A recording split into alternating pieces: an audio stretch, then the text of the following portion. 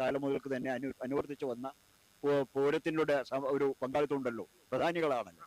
അപ്പോൾ എങ്ങനെയാണ് നമ്മൾ ഈ എല്ലാ വർഷവും അവതരിപ്പിക്കുന്ന പോലെ തന്നെ ഈ വർഷം എങ്ങനെയാണ് ചിട്ടപ്പെടുത്തിയിരിക്കുന്നത്?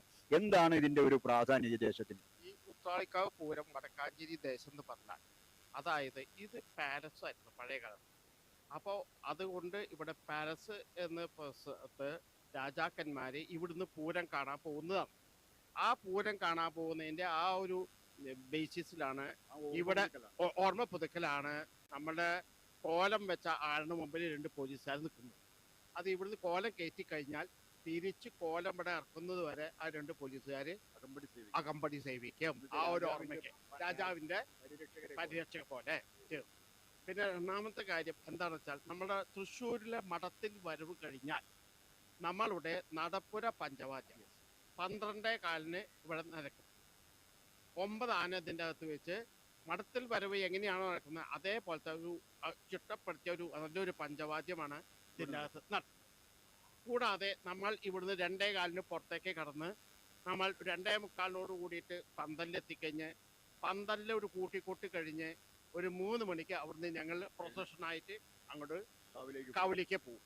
3:45 കാവിലിൻ്റെ അവിടെ എത്തിക്കഴിഞ്ഞാൽ അവിടെ 15 മിനിറ്റ് പഞ്ചവാദ്യം, 4 മണിക്ക് പഞ്ചവാദ്യം അവസാനിക്കും.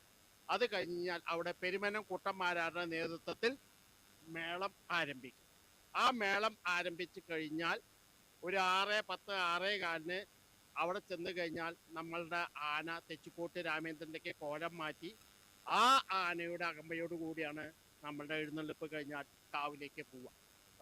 കവേർ ആ കാവിലേക്ക് ഞങ്ങൾക്ക് മാത്രം, അവർക്ക് എഴുന്നള്ളിപ്പ് 2 ദേശക്കാരെ അവിടുന്നാണ്. നമ്മൾക്ക് കോലം വെച്ച ആന മാത്രം ഈ പോലീസ് സേനയോടുകൂടി അകമ്പടിയോടുകൂടി അകത്തേക്ക് പോയി പ്രദർശനം വെച്ച് കോലം ഇറക്കി പൂജ ചെയ്ത് തിരിച്ച് കോലം കയറ്റിയാണ് കൂട്ടി എഴുന്നള്ളിപ്പിന് ചെയ്യുന്നത്. ഈ കൂട്ടി എഴുന്നള്ളിപ്പ് തൃശ്ശൂർ പൂരത്തിനോ നെമ്മാറ പൂരത്തിനോ കൂട്ടി എഴുന്നള്ളിപ്പില്ല. കൂട്ടി എഴുന്നള്ളിപ്പ് ഉണ്ടാവുന്നത് വടക്കാഞ്ചേരി ഉത്രാളിക്കാവ് 3 ദേശത്തിൽ കൂടിയാണ് നടക്കുന്നത്. രാത്രി കലാ സംസ്കാര പരിപാടികൾ ഇവിടെ ഉണ്ട്. ഇന്നത്തെ കലാപരിപാടി ചാക്യാർ കൂത്താണ്. മറ്റ് 2-3-4 ദിവസങ്ങളായി ഗംഭീര പരിപാടികളായിരുന്നു. ഇതാണ് ഇപ്പോഴത്തെ രത്ന ചുരുക്കം. സാർ, നമ്മളിപ്പോൾ ഇത്രയും വർഷങ്ങളായി അനുവർത്തിച്ചു വരുന്ന ഈ ചിട്ടപ്പെടുത്തിയ ക്രമീകരണം, ഇത് വളരെ ഇന്നത്തെ പൂരം കഴിഞ്ഞാൽ അടുത്ത ദിവസം മുതൽ അടുത്ത പൂരത്തിന് വേണ്ടിയുള്ള തയ്യാറെടുപ്പ് നടക്കുകയാണ്. അപ്പൊ അങ്ങനെ വരുമ്പോൾ ഈ ദേശത്തിന്റെ എങ്ങനെയുള്ള പങ്കാളിത്തങ്ങളാണ്, ഏതൊക്കെ തരത്തിലുള്ള പങ്കാളിത്തങ്ങളാണ്? നമ്മുടെ ഇവിടെ പഴയ കാലത്ത് കണ്ടമാനം 100-300 ബ്രാഹ്മിൻ ഫാമിലി ഉണ്ടായിരുന്നു. അവര് ഇത് കഴിഞ്ഞ ഇവിടുത്തെ എന്താ പറയുമ്പോൾ അന്ന് ഈ കൂടിയ മറ്റുള്ള പ്രശ്നങ്ങൾ വന്നപ്പോൾ അവരുടെ കൃഷി ഇതൊക്കെ പോയി. അപ്പൊ അവരെല്ലാവരും ബോംബെ, ഡൽഹി, കൽക്കട്ട എല്ലാ സ്ഥലത്തേക്ക് ചേക്കേറി. അവിടെ പോയിട്ട് ജോലി കിട്ടി. ആ ജോലി പ്രവേശിച്ച ശേഷം അവർക്ക് അതിൽ കുറെ പേരും വെച്ചുപോയി. കുറെ പേര് ഇപ്പൊ ഞങ്ങൾ മെയിൻ ആളുണ്ടായിരുന്നു. Kerala DGP AV Venkatachalam, Times of India executive director, ഇന്ദിരാഗാന്ധിയുടെ PA NK ശേഷൻ, അങ്ങനെ പ്രഗത്ഭന്മാരായിട്ടുള്ള ആൾക്കാരാണ് ഇത് ആദ്യം കൊണ്ടു നടന്നിരുന്നത്. അവരൊക്കെ അത് മരണപ്പെട്ടു. പക്ഷെ ഇപ്പോഴും അവശേഷിക്കുന്ന കുറച്ച് ബ്രാഹ്മിൻസ് ഉണ്ട്. അവർക്ക് ഇന്നും ഉത്രാളിക്കാവ് പറഞ്ഞാൽ അവരുടെ മനസ്സിൽ ഉണ്ട്. പിന്നെ ഞങ്ങളുടെ ഒരു പ്രത്യേകത എന്താണെന്ന് വെച്ചാൽ, ഞങ്ങളുടെ ഒരു കോലം, ഇവിടുത്തെ ഈ ആലപ്പുറത്ത് കയറ്റുന്ന കോലം ആലത്തൂർ മഠം ഫാമിലിയുടെയാണ്. അവരുടെ സ്വന്തമായിട്ട് ഉണ്ടാക്കിയ കോലമാണ്. അവര് ഈ ഉത്രാളിക്കാവ് പൂരത്തിന് മാത്രമേ ആ കോലം പുറത്തേക്ക് എടുക്കൂ. അതുവരെ അവരുടെ മച്ചിന്റെ അകത്ത് സൂക്ഷിച്ചു വെച്ചിരിക്കുകയാണ്. ആണ് 100 കൊല്ലത്തിന് മേലായി എൻ്റെ ഓർമ്മ വെച്ചിട്ട് അത് ഇപ്പോഴും കീപ്പ് ചെയ്ത് പോകുന്നു. അപ്പൊ ആ കോലം മറ്റുള്ള പൂരത്തിനോ മറ്റുള്ള ദേശത്തിനോ കൊടുക്കില്ല.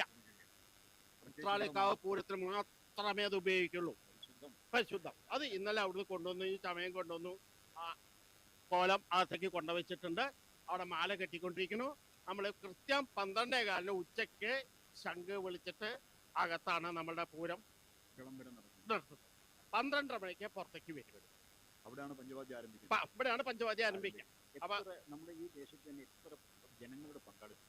അത് അല്ലാതെ തന്നെ ഇഷ്ടം പോലെ ലാക്സ് ആൻഡ് ലാക്സ് പീപ്പിൾ എന്ന് പറഞ്ഞു. എല്ലാവരും ഒരുമിച്ച് ഒറ്റക്കെട്ടായി, ഒരു അഭിപ്രായ വ്യത്യാസം ഇല്ല. എല്ലാവരും നല്ല സ്നേഹത്തോടെ ഐക്യത്തോടെ പല രാജ്യത്തുനിന്നും ആൾക്കാർ വന്നുകൊണ്ടിരിക്കുന്നുണ്ട്. ബോംബെയിൽ നിന്നും ഫോറിൽ നിന്നും എല്ലാ സ്ഥലത്തുനിന്നും ആൾക്കാർ ഉത്രാളിക്കാവ് പൂരം എന്ന് പറഞ്ഞു കഴിഞ്ഞാൽ മാതൃകാപരമായ, കാരണം ഉത്രാളിക്കാവ് ഭഗവതി പറഞ്ഞാൽ അത്രയും അത് പറയുമ്പോൾ തന്നെ ഉണ്ടാവുന്ന ഒരു വൈകാരികമായ ഒരു എന്താണ് ഒരു സന്ദേശം കൊടുക്കാൻ ഒരു ദേശ തീർച്ചയായും ഈ ഉത്സവത്തിലൂടെ ഒരു സംസ്കാരം എല്ലാവരെയും ഒത്തൊരുമ അതാണ് കാര്യം. വേറെ ഒന്നും അതിന്റെ ആയിട്ടില്ല. അല്ലാണ്ട് നീ വലുത് ഞാൻ വലുതെന്നില്ല. ജാതി മത ഭേദമില്ലാതെ കണ്ട്. ഇപ്പൊ ഇന്ന് ഒരു മുസ്ലിം അയാളാണ് എനിക്ക് ഒരു ചാക്ക് അരി തന്നു അന്നദാനത്തിന് കൊടുക്കുമെന്ന്. അപ്പൊ അങ്ങനെയാണ് ഇവിടുത്തെ അതെ, അങ്ങനെയാണ് ഇവിടുത്തെ കാര്യങ്ങൾ നടക്കുന്നത്. അപ്പൊ അത് നല്ല രീതിയിലും നല്ല ചുറ്റോടു കൂടിയും ചെയ്യുന്ന ഒരു പൂരമാണ് വടക്കാഞ്ചേരി ഉത്രാളിക്കാവ് പൂരം.